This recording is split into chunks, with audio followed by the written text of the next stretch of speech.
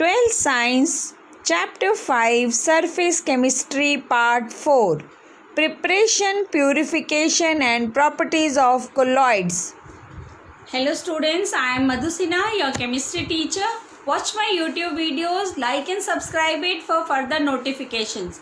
In this video, we will be discussing about the preparation, purification and properties of colloids. Colloids can be prepared by chemical reactions leading to formation of molecules by double decomposition, oxidation, reduction or hydrolysis. These molecules then aggregate leading to formation of sols.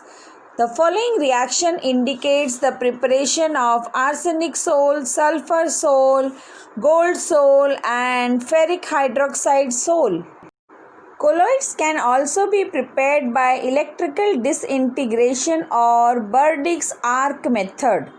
This process involves dispersion as well as condensation. Colloidal sol of metals such as gold, silver, platinum, etc. can be prepared by this method. In this method, an electric arc is struck between the electrodes of metal immersed in the dispersion medium. The intense heat produced vaporizes the metal, which then condenses to form particles of colloidal size. The next method for the preparation of colloid is peptization. It is defined as the process of converting a precipitate into colloidal sol by shaking it with dispersion medium in presence of a small amount of electrolyte. The electrolyte thus used is called peptizing agent. This method is applied generally to convert a freshly prepared precipitate into a colloidal sol. During peptization, the precipitate adsorbs one of the ions of the electrolyte on its surface, leading to development of charge. The process of reducing the concentration of impurities to a minimum level is known as purification of colloidal solutions. It is carried out by the following methods. Number 1. Dialysis. It is a process of removing a dissolved substance from the colloidal solution by means of diffusion through a suitable membrane. Ordinarily, the process of dialysis is quite slow. It can be made faster by applying an electric field. If the dissolved substance in the impure colloidal solution is only an electrolyte, the process is then named as electrodialysis. The next method of purification of colloidal solution is ultrafiltration. It is a process of separating the colloidal particles from the solvent and the soluble solutes present in the colloidal solution by specially prepared filters which are permeable to all substances except the colloidal particles.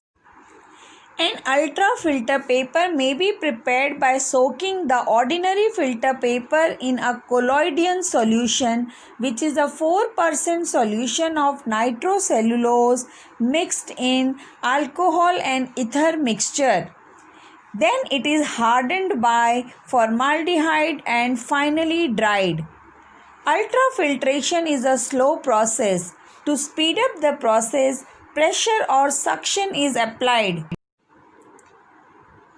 The following are the properties of colloidal solution. First, colligative properties. Colloidal particles being bigger aggregates, the number of particles in the colloidal solution is comparatively very small. Hence, the value of colligative properties are of smaller order as compared to true solutions. Next, Tyndall effect. The scattering of light by colloidal particles is known as Tyndall effect. The Tyndall effect is observed only when following conditions are satisfied. Number 1. The diameter of the dispersed particle is not much smaller than the wavelength of the light used. And secondly, the refractive indices of the dispersed phase and the dispersion medium differ greatly in magnitude.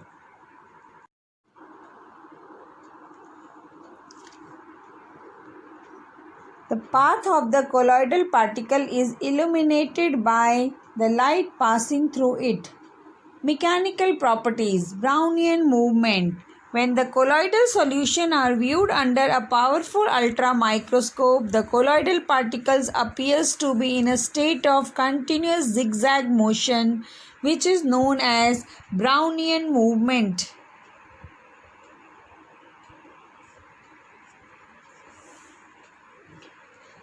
The colloidal particles shows color. Color of the colloidal solution depends on the wavelength of light scattered by the dispersed particles. The wavelength of light further depends upon the size and nature of the particles. Colloidal particles always carry an electric charge. It may be either positive or negative. There are various reasons for the charge on colloidal particles. Due to friction between the colloidal particles and molecules of dispersion medium, the colloidal particles become charged. The colloidal particles may acquire charge by capturing electrons from the air or during electrodispersion in Burdick's arc method. Charges on the colloidal particles may be due to preferential adsorption of ions from the solution, which results in the formation of electrical double layer. The preferential adsorption of ions is the most accepted reason. The sole particle acquires positive or negative charge by preferential adsorption of positive or negative ions. When two or more ions are present in the dispersion medium, preferential adsorption of the ion common to the colloidal particle usually takes place. For example, when silver nitrate solution is added to potassium iodide solution, the precipitated silver iodide adsorbs iodide ion from the dispersion medium and a negatively charged colloidal solution is formed. However, when Ki solution is added to AgNO3 solution, positively charged Sol results due to adsorption of Ag plus ions from the dispersion medium. Similarly, if FeCl3 is added to excess of hot water, a positively charged Sol of hydrated ferric oxide is formed due to adsorption of Fe plus 3 ions. However, when ferric chloride is added to NaOH, a negatively charged Sol is obtained with adsorption of OH minus ions. Having acquired a positive or negative charge by selective adsorption on the surface of a colloidal particle, the layer attracts counter ions from the medium, forming a second layer. The combination of two layers of opposite charges around the colloidal particle is called Helmholtz electrical double layer. According to modern views, the first layer of ions is firmly held and is termed as fixed layer, while the second layer is mobile, which is termed as diffused layer. The potential difference between the fixed layer and the diffused layer of opposite charges is called electrokinetic potential or zeta potential. The existence of charge on the colloidal particles is confirmed by electrophoresis experiment. The movement of colloidal particles under an applied electric potential is called electrophoresis. Positively charged particles move towards the cathode while negatively charged particles move towards the anode. When electrophoresis is prevented by some suitable means, it is observed that the dispersion medium begins to move in an electric field.